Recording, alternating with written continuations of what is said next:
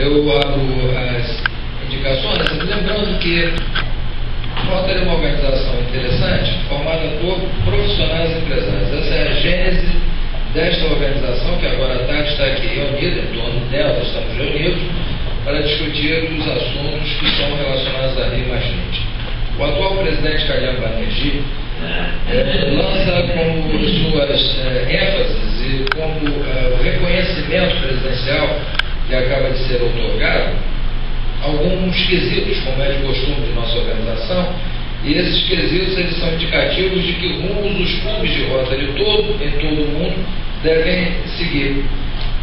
E ele nos pede para que nós façamos, todos os clubes de Rotary do mundo, a medida da pegada de carbono, que todos nós temos a nossa pegada ecológica.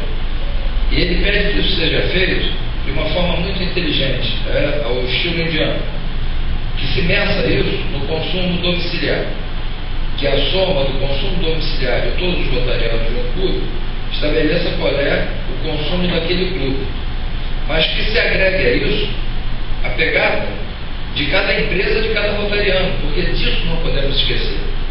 Nós movimentamos a economia deste mundo que está aí, e esta economia que está aí hoje está consumindo 30% a mais dos recursos naturais do que a natureza é capaz de ressuprir.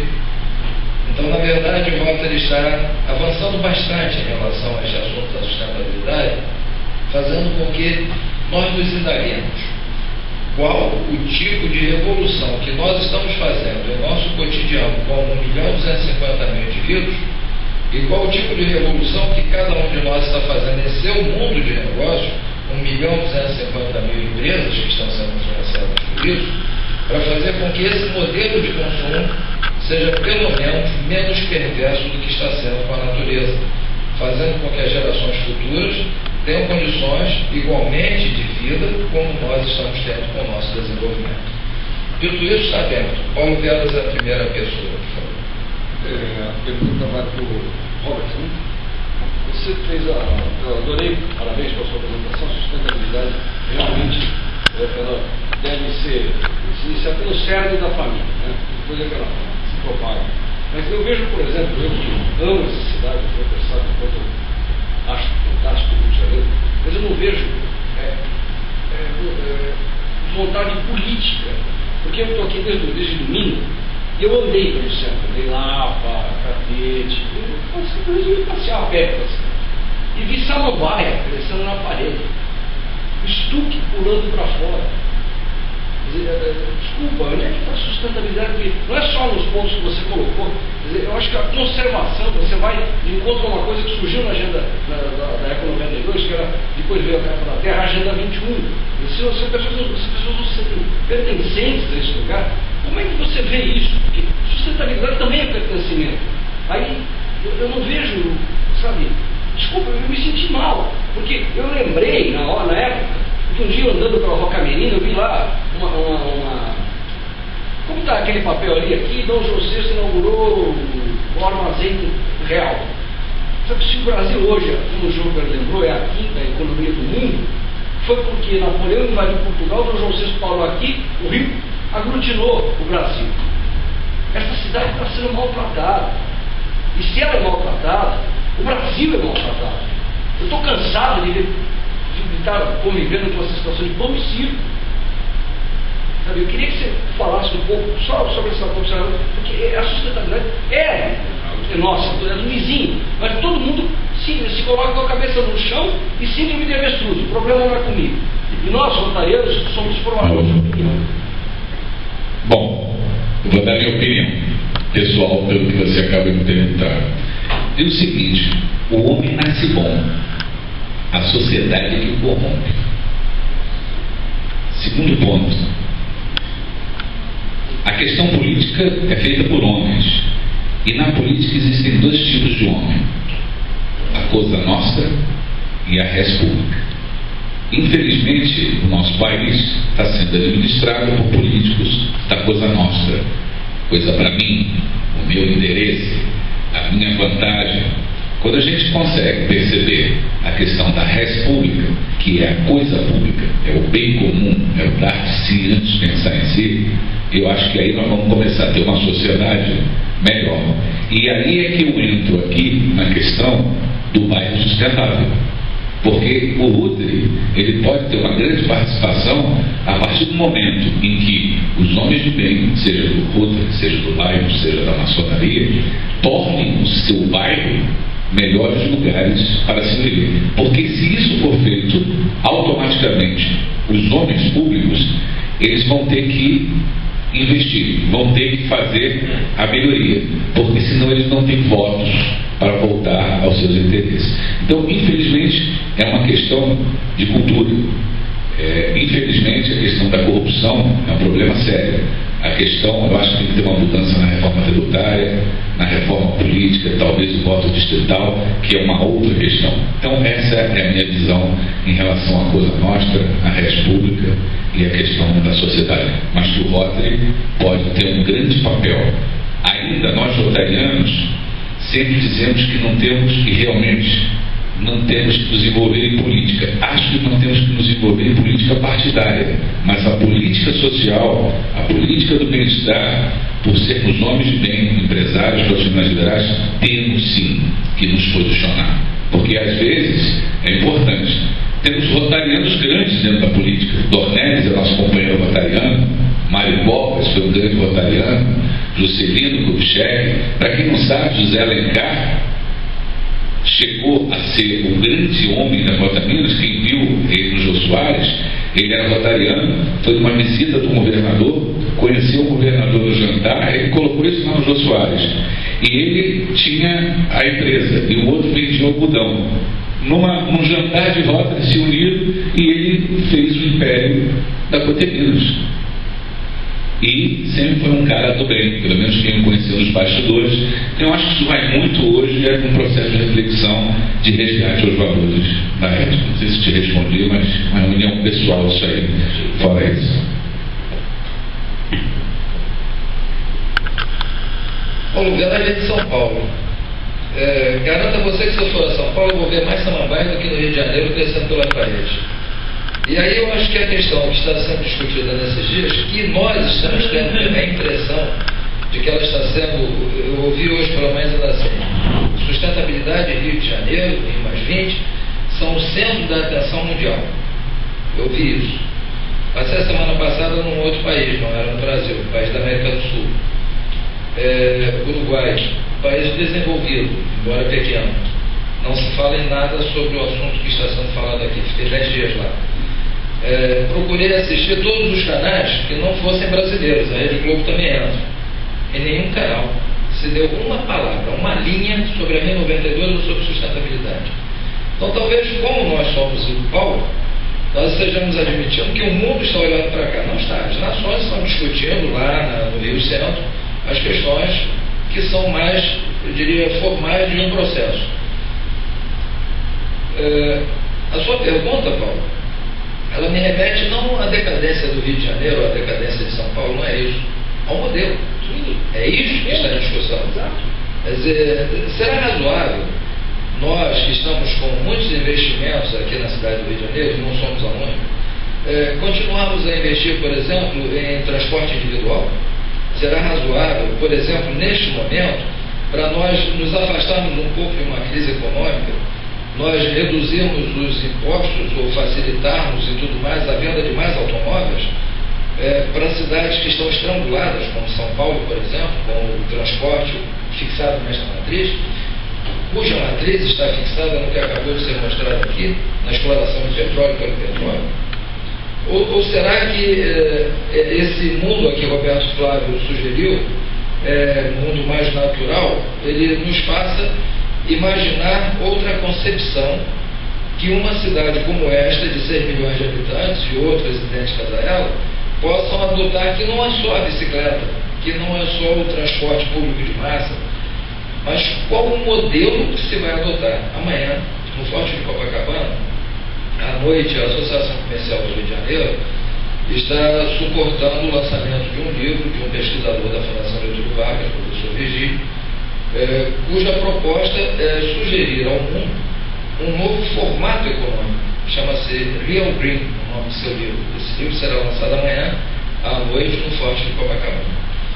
Qual o modelo que se vai adotar? Amanhã, no Forte de Copacabana, à noite, no Forte de Copacabana. O será que esse mundo a que Roberto Flávio sugeriu, mundo mais natural, E o que se espera é que uma contribuição como essa, por exemplo, sinalize uma possibilidade de uma direção gradual para um outro tipo de desenvolvimento que não este. Flávia nos deixou ainda há pouco. Flávia tem um neném. Esse neném daqui a mais alguns anos já é um rapaz, já vai ser um adolescente. Em que mundo esse jovem vai estar vivendo? Num mundo onde nós vamos estar comprando 2 carros porque na nossa cidade vamos ter o rodízio de placas, como é na sua, e consumindo mais petróleo, e com as pessoas menos felizes, e com um nível de injustiça social maior, com o craqueiro de um lado, o outro do outro? Ou será que nesse período de amadurecimento nós vamos conseguir manter nossas características? Ninguém quer se modificar da noite para o dia, culturalmente, mas mostrar que é possível ter um outro desenvolvimento. Qual será o legado? Por exemplo, para nós, e eu não coloco o Rio de Janeiro como centro do mundo, mas apenas somos uma cidade onde, por acaso, e não por acaso, porque a sociedade decidiu assim, nós estamos trazendo para cá mega eventos em sucessão durante o período de 8 anos, que nenhuma outra cidade experimentou. Então vamos ter a Copa do Mundo e vamos ter os Jogos Olímpicos em seguida. E aí eu me pergunto, qual o legado que nós que estamos fazendo tudo isso vamos deixar para a sociedade, não em termos de obras civis, não é isso seria muito pobre, mas qual o legado da mudança de rumo? Ou não, ou apenas vamos ter grandes obras, grandes estádios, grandes e grandes problemas. Bangladesh não pode ser por nós ignorado, porque a Baixada Fluminense, aqui a Baixada do Rio de Janeiro, a Baixada de Jacarepaguá, está sob o mesmo risco que Bangladesh, o Robert Aguilar. Agora, nós olhamos para Bangladesh assim, e se elevar de fato o nível do oceano, esse troço deixa de existir. Isso deixa de ser é uma civilização que existiu no passado, deixou de existir. Só que a Baixada de Jacarepaguá vai sofrer exatamente o mesmo impacto que Bangladesh. O Instituto Pereira Passos, da cidade do Rio de Janeiro, um órgão de respeito, não é? Parece que Bessa Constantino está aqui, foi presidente do Instituto. Tem um projeto, já está pronto, não é mais projeto, da construção dos diques de Jacarepaguá. Agora, pergunta a nós brasileiros, quando esses diques vão ser levantados? Respondo, nunca. Se forem levantados, com que dinheiro? Eles serão levantados em detrimento de quê? Quem serão aqueles que vão ficar à margem da sociedade para que um dique seja levantado para proteger uma região de desenvolvimento rica, de classe média alta? Se esses diques forem levantados um dia, vão ser operados? Respondo, nunca. Porque o custo de operação dos diques dos Países Baixos mostra que nós não teremos recursos para operá-los. Então, que tipo de desenvolvimento é este que nós estamos? Que matriz, falou-se isso antes aqui, que matriz é essa que nós estamos estabelecendo como matriz do nosso desenvolvimento? E que legado todo esse processo, daqui a mais 6 ou 8 anos, isso vai ser rapidinho, nós vamos poder medir. O companheiro coloca um ponto central. Eu sou um pesquisador da Unesco, né? Pesquiso a Unesco desde a Fundação de Getúlio Vargas, está no subsolo ali. Nessas conferências da Unesco de Cultura, que começou em setembro, foi até 82, dizia o seguinte: o verdadeiro desenvolvimento deve começar de dentro, a partir das forças de uma nação, não de fora. O desenvolvimento tem que partir do ser humano, da cultura, da educação, e ele que faz. Nós estamos começando agora um processo que nós não acreditamos nesse modelo, esse modelo que está aí não vai levar a nada, é um modelo fracassado porque é um luto exacerbado. Um modelo de homens mais ricos do mundo normalmente é um modelo fracassado. Para ser mais rico do mundo, muita gente são os mais pobres do mundo, né? Não há divisão de riqueza. Mas nós estamos agora no Rio Comprido, nesse Rotary Rio Comprido, uma ação pontual, né? Eu participo de um grupo Brasil, esse grupo de estudos de Rotary na internet, que criou sistemas de escolas rotarianas de empreendedores sociais. E a primeira vai ser fundada agora, que eu larguei a presidência, nós vamos fundar. Nós temos que ensinar as pessoas a se unir, sem nada escrito, sem envolvimento financeiro, reúne inteligência, sem reunir 7 inteligências, sem nenhum compromisso financeiro, sem nenhum estatuto, sem nenhuma regra. Margaret Mead disse assim: nunca duvide de 7 pessoas com a causa nobre.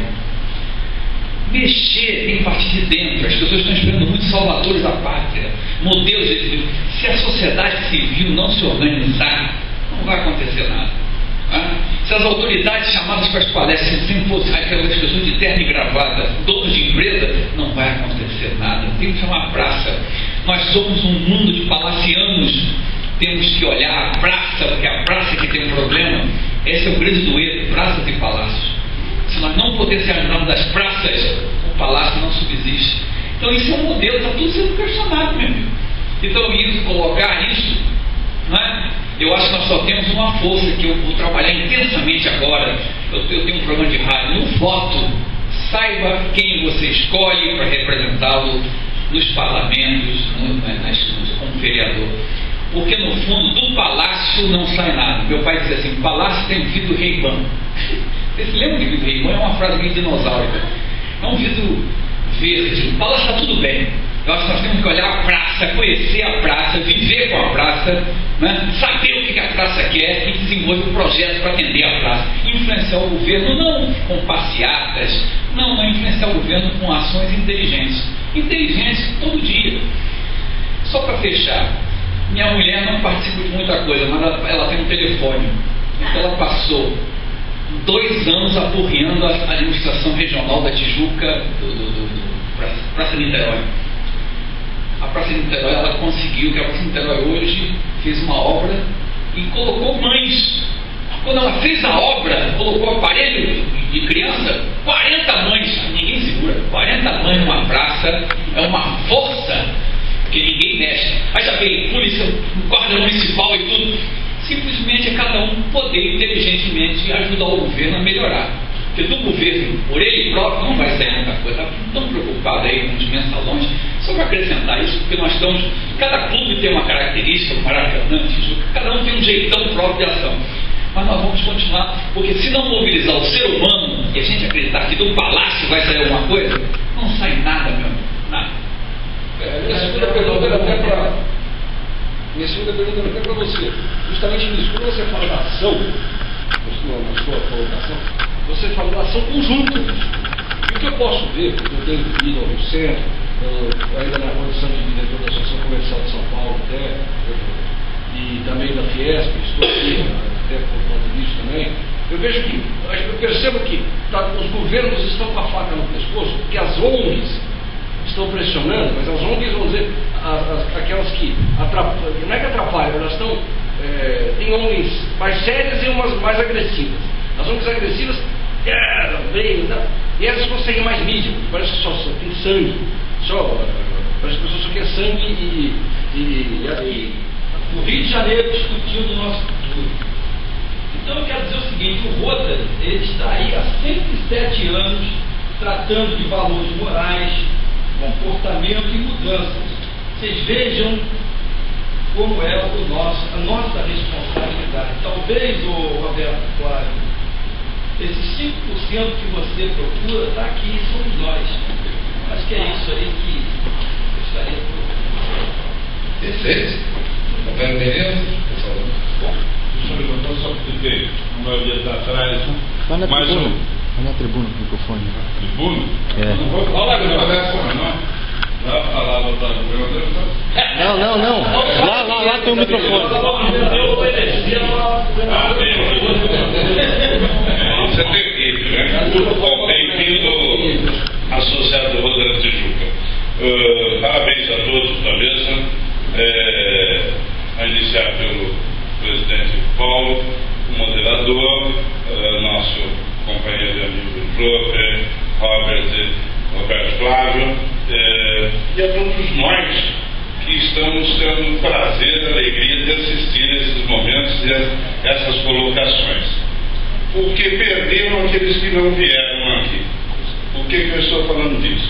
Sustentabilidade é a palavra do momento. Em todos os segmentos, em todos os setores, o setor que eu trabalho, Paulo também, não sei se ainda continua, mas não trocamos ideia, mas de seguros, hoje sustentabilidade se fala com muito medo, porque todas as catástrofes que tem, as seguradoras vão se arrebentando se não fizerem algo por reduzir essas catástrofes.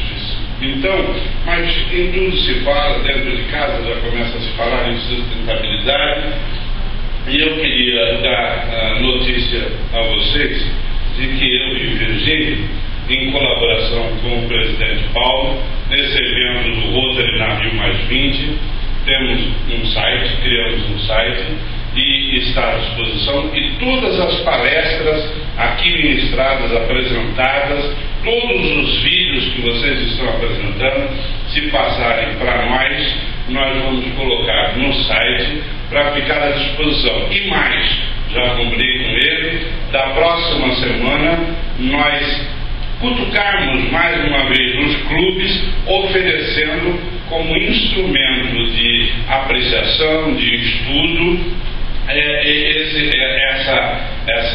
isso de bom que aconteceu. E que, infelizmente, não temos tanta gente quanto nós queríamos que viesse, mas o que nós estamos discutindo hoje cedo com altas autoridades aqui da Green Cross International, Green Cross Brasil, pessoas do mais alto nível, com o governador Chiesa presente. Então tivemos palestras agradáveis, como estamos tendo e como vamos ter até sexta-feira. Com isso, eu quero só comunicar a vocês que nós estamos, o telefone só toca na hora que não é para trocar, não é verdade? E a pessoa insiste, né?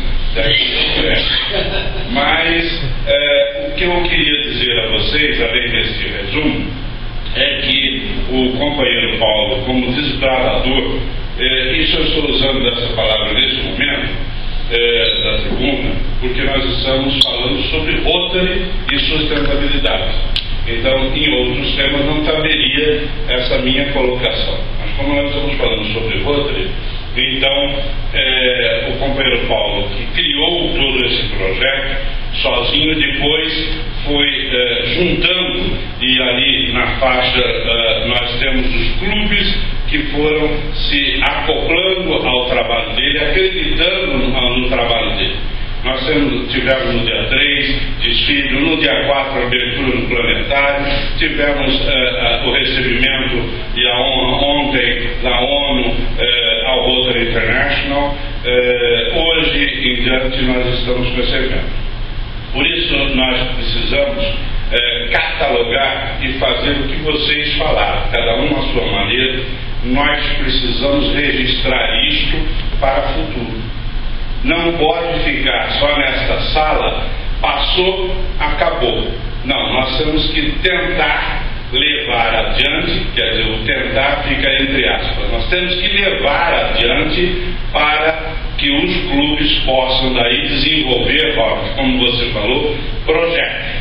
A Rotary International fechou uma parceria com uma instituição internacional especializada em recursos hídricos e está aguardando fervorosamente projetos de todos os clubes, são quase 35 mil clubes no mundo, e poucos projetos chegam.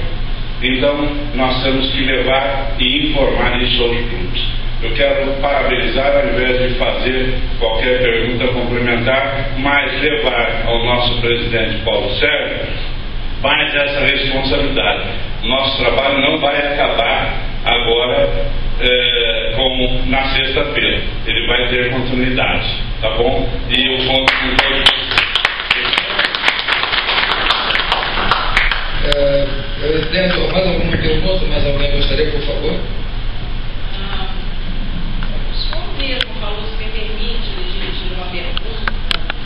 O senhor falou que o desafio, acho que muito interessante chamar de pensamento meu, são as inovações para superar os obstáculos de uma trajetória justa, menos pobreza, e para quem inclusive vive nas áreas de impacto.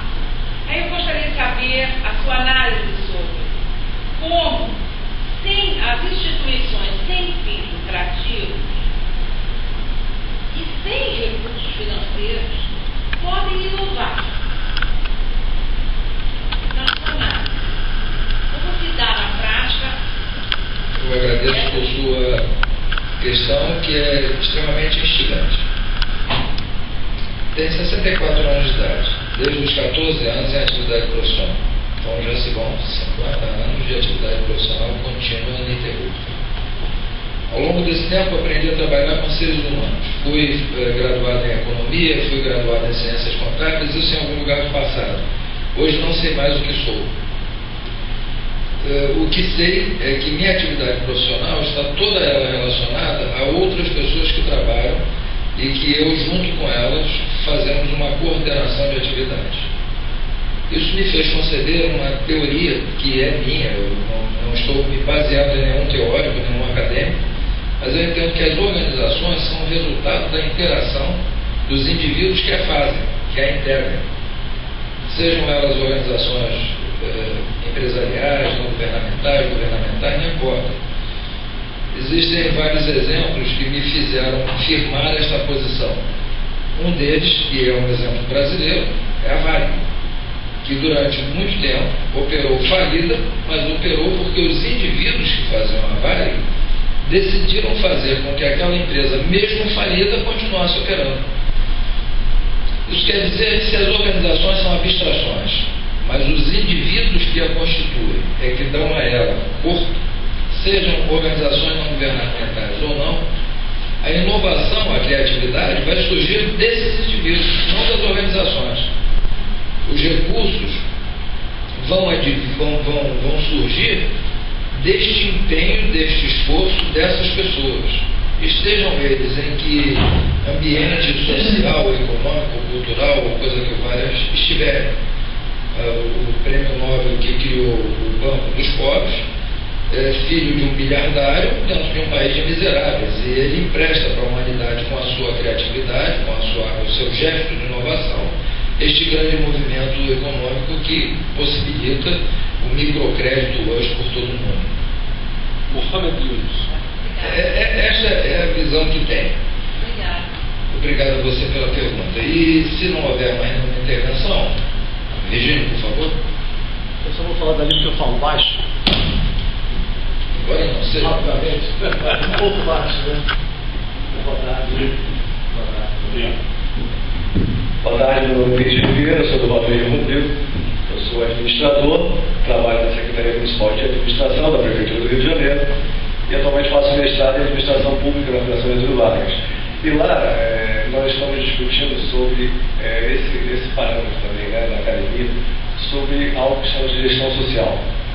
Durante muito tempo, o mundo ele foi em volta da gestão estratégica, e isso tem esse cenário que nós conhecemos hoje em termos do lucro, que muito bem o Roberto Flávio colocou, em torno do foco e da forma como você trata os recursos que o Robert muito bem abordou.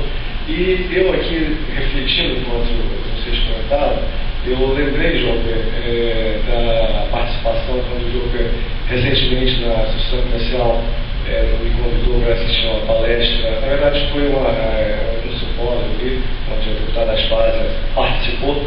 E desde a parte da manhã, quando o companheiro Paulo Sérgio ele colocou sobre a ONU, sobre quem fundou a ONU, as pessoas rotarianas estavam presentes. O Robert agora muito bem citou a participação de rotarianos brasileiros, né?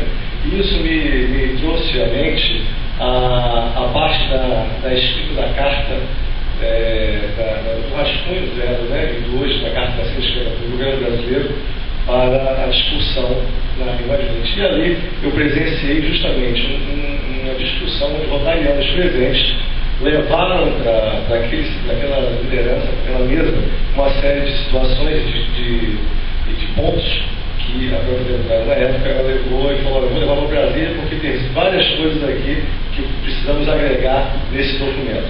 Eu queria que o Joker falasse um pouco sobre esse momento que já passamos e exemplificasse para a gente qual foi o desdobramento disso, como que isso foi situado, como se situou hoje. Essa é a minha colocação para você. Obrigado, companheiro. Eu talvez esteja limitado a responder especificamente no que você está tratando, mas eu vou, acredito, encerrar minha participação a partir de sua pergunta e voltando ao início da nossa conversa. Lembra quando eu disse que não fiz o menor esforço para nada durante esse movimento? Estive recentemente na Assembleia Legislativa, onde aquele fórum econômico que a Assembleia promove, discutia a questão da sustentabilidade, das fases junto. E naquela oportunidade, um jornalista que dava cobertura se interessou por algo que foi uma reflexão que fiz, não com o sentido de fazer algum tipo de verbalização bombástica, nada disso, mas exatamente pela observação da experiência que adquiri em Rotary de constatar o que é real e o que é ilusório em eventuais situações sociais. No momento da sociedade, no momento recente, havia uma organização de grande influência na sociedade mundial chamada Liga das Nações. E neste momento, esta organização mostrou que sua capacidade de ação tinha chegado a um certo limite. É nesse momento que rotarianos participam da elaboração do que foi aquela época, que teria sido o draft zero, rascunho zero, do que deu ensejo à Organização das Nações Unidas. Os rotarianos, naquela oportunidade, eram o que sempre fomos, profissionais empresários, e por isso eram rotarianos influentes, que foram, na verdade, não estavam no papel oficial das Nações Unidas como rotarianos, mas eles eram homens de reconhecimento das Nações Unidas, que, por serem também rotarianos, elaboraram em uma grande quantidade, quase 50 desses homens, o que foi o rascunho do que seria a carta dessa organização. A reflexão que fiz na Assembleia Legislativa é as expectativas que estamos tendo dos resultados de uma conferência convocada por uma organização, isso em 1948, se não me engano, é isso, o surgimento das Nações Unidas. Nós estamos em 2012, né? De 48 para 2012, quantos anos são? Será que nós estamos diante do desafio de ter que recriar algo?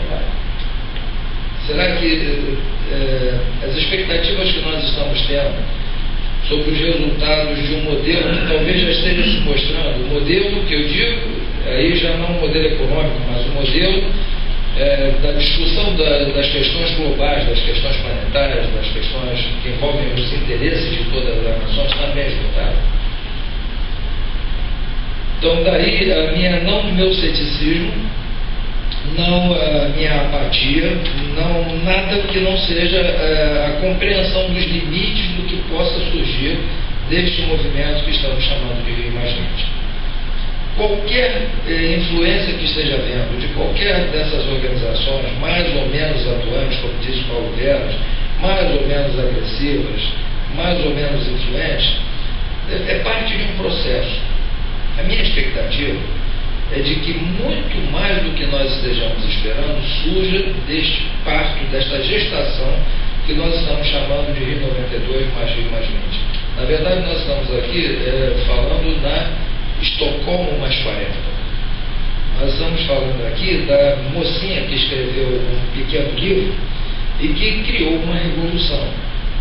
Nós estamos, a qualquer assunto que eu me refiro, nós estamos nos referindo aqui, talvez, Virgílio, há um filme hoje na internet circulando. A internet é muito lixo, a gente sabe disso, mas tem alguma coisa boa, muito interessante, de um pesquisador que pesquisa aquela atol de Midway. Todos já viram isso? Se não viram, vale a pena ver. Quer dizer, tem um maluco que vai para uma ilha perdida no oceano e pesquisa aves dessa ilha. E ele percebe que essas aves estão todas elas cheias de detritos plásticos. E ele faz disso um grande clamor mundial para dizer assim, que mundo é esse que nós estamos construindo, onde uma ilha perdida no meio de um oceano, apenas com aves e nada mais do que aves, é capaz de fazer com que essas aves morram porque estão engolindo tampinha de embalagem, saco plástico de água aquática. Por onde isso está chegando a essa ilha? Pelos oceanos que nós estamos nos alimentando, seus peixes e tudo mais. Então, não quero devagar, não quero fugir à sua pergunta, mas seja qual for o nível de influência que neste momento as organizações estejam tendo para a redação de qualquer documento que seja, acho que os resultados estarão limitados à dimensão de um modelo que talvez esteja se mostrando esgotado. E esse talvez seja o grande sucesso deste movimento, que neste mês de junho do ano de 2012 acontece no Rio de Janeiro. É nós constatarmos que algo diferente tem que ser feito em todos os sentidos. No mundo dos negócios, fazer negócios como estão sendo feitos, eu estou convencido, não tem mais chance. Então nós, empresários, temos que mudar, temos que tomar jeito de mudar o que estamos fazendo. Então, queridos companheiros, muito obrigado. Muito bem. Meus companheiros, vamos encerrar o nosso painel, não sem antes o presidente fazer um rápido comentário de 2 minutos a respeito sobre tudo que nós ouvimos aqui. Eu queria dizer para vocês que a nossa instituição, todos sabem disso, prega paz. A paz é o nosso objetivo. E nós aprendemos, com uma grande lei, que não existe caminho para a paz. A paz é o caminho. Não existe paz com fome, não existe paz com analfabetismo, não existe paz com doença, não existe paz com má distribuição de renda, não existe paz, enfim, onde possa persistir a desigualdade. Eu queria dizer para vocês que o nosso mundo, que hoje é composto de 7 bilhões de pessoas, o nível de produção do nosso mundo hoje, ele está na ordem de 1,5 vezes a nossa população. Isso significa dizer que nós produzimos coisas que nós não precisamos. Nós trocamos o 3G pelo 4G, ainda nem conhecemos o 3G, porque é importante que a gente troque, que a gente mude, que a gente compre, que a gente consuma. Né? Para encerrar, eu diria a vocês que, como economista, eu estou dedicado atualmente, há pouco tempo, a um estudo extremamente novo, né? Um estudo que parte de uma filosofia oriental que não considera o produto interno bruto. Isso, como foi dito aqui, está falido.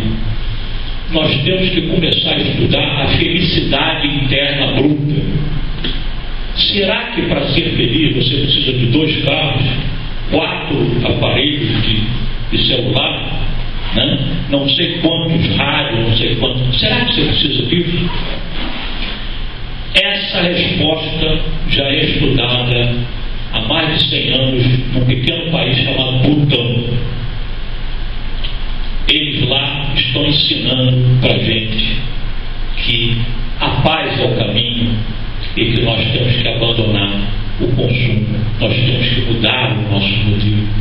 O nosso modelo tem que levar em consideração basicamente a felicidade do ser humano, porque tudo que existe no nosso planeta, ele só existe para servir a nós, seres humanos.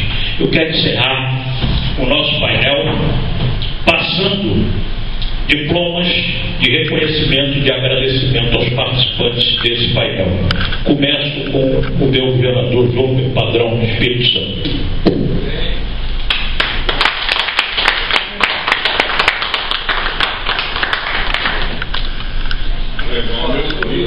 Pode sorrir.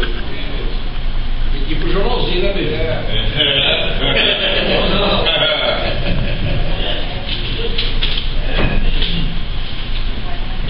Meu caro Robert, por favor.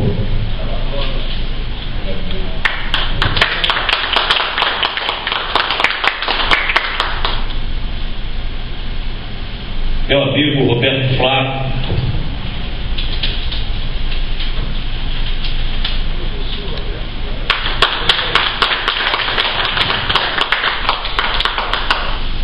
Salvador perdeu uma grande oportunidade de estar aqui conosco, debatendo em altíssimo nível, né? Mas nós vamos encaminhar o diploma aí. Eu queria dizer a vocês que eu me sinto muito satisfeito, muito orgulhoso desse último painel, o que demonstra a nossa capacidade de gerarmos ideias, de buscarmos caminhos, né? E antes de encerrar, queria dizer que amanhã estaremos aqui com a equipe Jacques Cousteau, liderada por Jean-Michel Cousteau, né?